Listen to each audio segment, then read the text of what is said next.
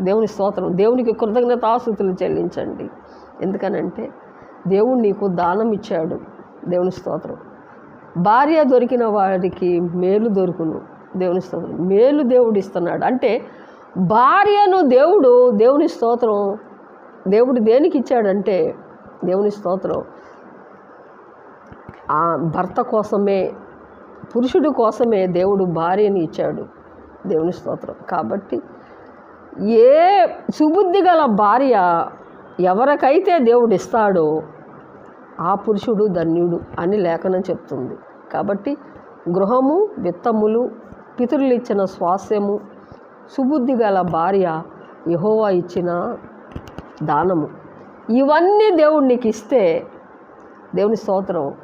దేవునికి ఎప్పుడు కూడా కృతజ్ఞతాస్తుతులు మీరు చెల్లించండి. దేవుని స్తోత్రం. దేవుడు ఈ మాటలు దీవించునుగాక.